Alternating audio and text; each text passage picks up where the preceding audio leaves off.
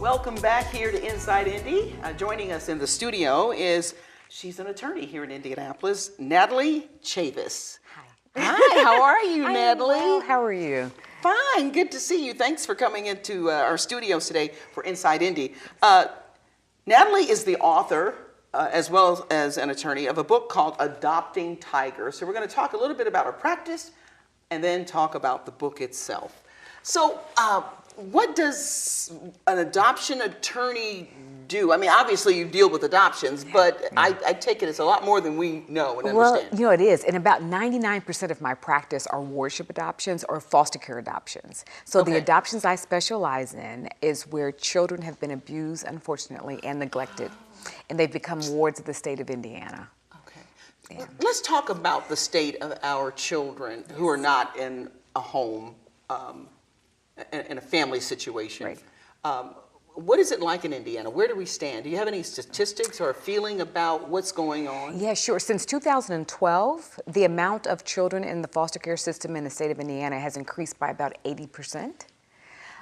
Yeah, which is really, really interesting because the number of TPRs, and so a TPR is when parental rights are terminated, the number of TPRs have only increased 20%. And so what that means is children who get into the system are staying into the system longer. So that's that's something that the state is working on. They are well aware. They've identified it, and they're working on it. Why are they in the system? You know what? So it could be for a myriad of reasons, anywhere from physical abuse. So maybe a child shows up to school with a bruise on his or her leg or back and it's unexplained. Well, teachers and educators are mandatory reporters so that they then report. Or a child could be born with meth in their system. And so that child does not get to go home. CPS is immediately called, and that child will go to probably a respite foster situation. A child can be sexually abused. A child can be abandoned. How many times do we hear about a 2-year-old child in a diaper walking down the highway for the police to come to the parents' home and find that they're in some sort of a drunken stupor? So that's sort of a neglect. There's medical neglect when a child fails to thrive. Oftentimes that will be a key to doctors to call CPS. And just any type of abuse or neglect you can think of lands a child in the foster care system. And we often think of it as like it's a problem with children. It sounds like it's a problem with adults. Hello. It's not the children. It's not the children. It is. It's absolutely a problem with the adults. What is wrong with these parents? I don't know why we as human brokenness, maybe that's why we as human beings abuse, possibly. Brokenness, some people are numbing their brokenness with drugs and alcohol. And so they're addicted now, and so they don't have the ability now to take care of their children. The opioid epidemic in Indiana, as you know, has skyrocketed. That has sent, oh my God, tons of children into the foster care system. Wow, and how prevalent is that in what you've seen in the cases that you've dealt with? Highly prevalent. I would say in my cases, and like I said, 99% of my practice is this very thing we're talking about. I'd say over the past 3 years, my cases have probably skyrocketed by at least 25% just because of the opioid situation. That's a tough drug to overcome. And so, so a lot of my caseload is becoming, a side effect of that. Wow. Okay. So now, how do you get involved? Do they come to you, or do you have like contracts with the state? How does the business come to you? So basically, word of mouth. My father told me. My father is also an attorney, and so he told me. And his name? Patrick Chavis. Okay. He told me back in 2000, I think, when I first started practicing. He said, Natalie, the best way to market is to do a good job. That's what you do. You just do a good job. And be on TV 40. And be on TV 40. Exactly. And be on TV 40. He left that part out. That's right. He left that part out. So it's word of mouth. And so you get repeat, clients, and you try to work hard for them, do the best that you can. Now, when you work for them, are you working on behalf of the parent, or are you working on behalf of the state or whoever the agency is who's got that child in custody as a result of neglect? Excellent question. So when I do a foster care adoption, I'm actually working on behalf of the adoptive parent or the foster parent the kinship parent, the grandmother, whomever.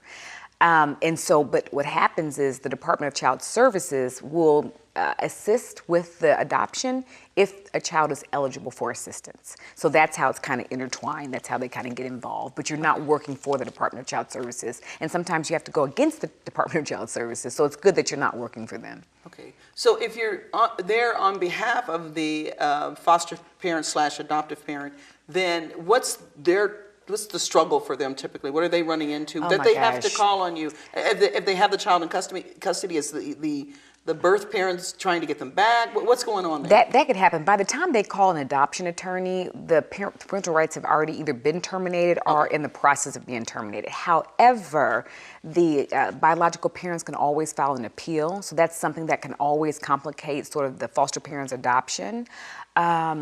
Also, adoption subsidy is a huge issue right now for foster parents or adoptive parents. The state of Indiana has got one of the most difficult negotiation processes for subsidy, and because of that, the subsidy amounts are lower than most states, and so that's causing adoptive parents to maybe have to rethink or rebudget or just whatever as it relates to adopting a child that they are attached to and that they consider their own, and that is difficult.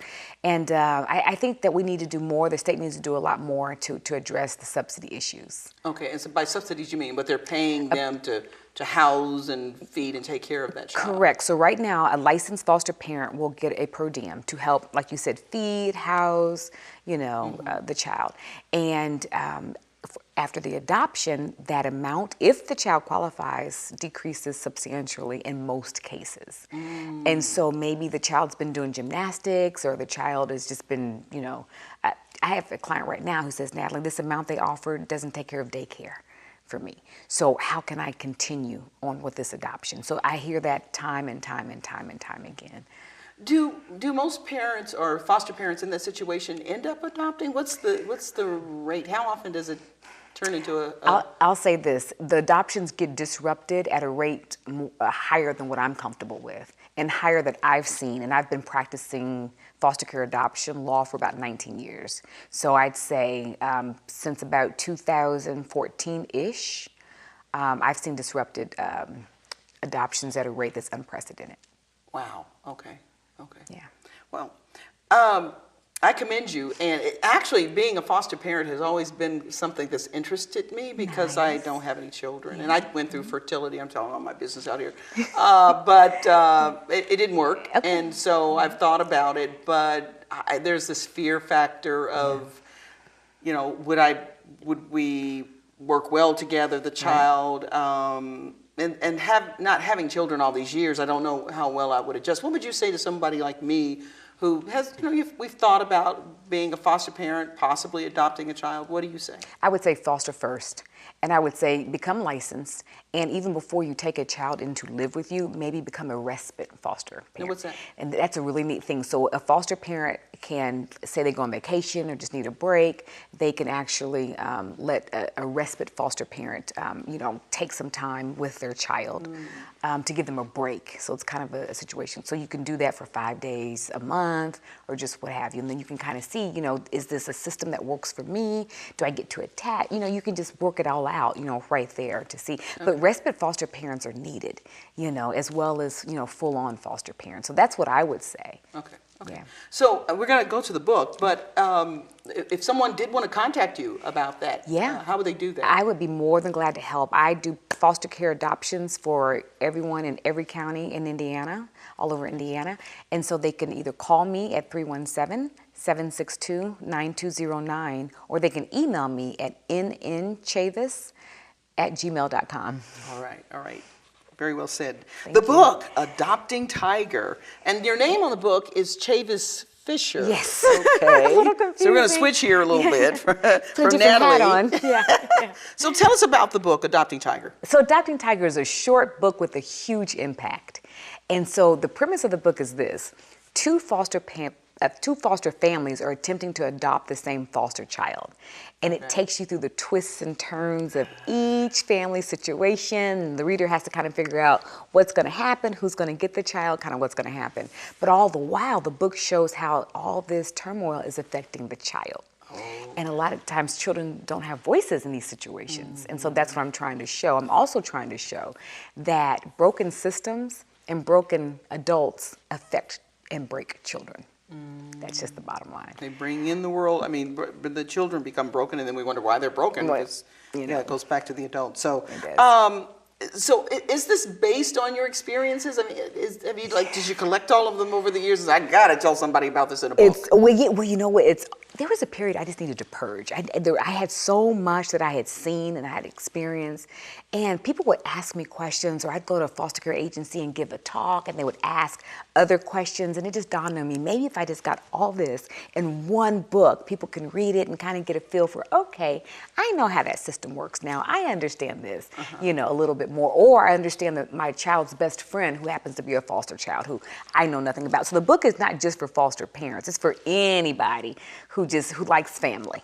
Right. It's a good read, and twists and turns, you. I understand. Yeah, Which will pull people in. So do you ever see yourself doing this, say, with a movie? Is the foundation of a movie? Absolutely. So this book is the first part of a 3-part series. And as we speak, it's funny you asked me that question. I'm in the process of my first screenwrite. So I'm taking screenwriting classes so that I can turn this particular book into a screenwrite and then pitch. And then it's absolutely my desire, if the Lord saith the same, that the platform increase to the big screen and then the small screen. Wow, that's pretty cool. Oh, we have your what do you call this? Like your bio card here. Let's do the bio. Yeah. Very cool. Very bio cool. card. Well, I look forward to reading this and this becoming possibly a movie, Adopting Tiger, folks, with Chavis Fisher, who is also, AKA Natalie Chavis, Indianapolis attorney in the adoption field, and we just appreciate you coming in and sharing the information about the book and about adopting or being a foster parent. And again, as I said, I'm going to look that up. I'm going to check it out to see what the possibilities might be. So who knows, we might have to bring my future child here on the show. Wouldn't that be special? That would be so special. You would be giving a child an awesome opportunity of exposure. I appreciate the opportunity you've given us to come in and chat with you. Chavis Fisher, Natalie Chavis. And again, where can we get the book? On Amazon.com. Okay. Or anywhere books are sold. Okay, very much. Thank you very much. Thanks for joining us here on Inside Indy. Thank you for having me. And now you're going to hear a song that was inspired by this book, Adopting Tiger. It's Ainsley, an Australian artist, and her song is Fight Like a Tiger.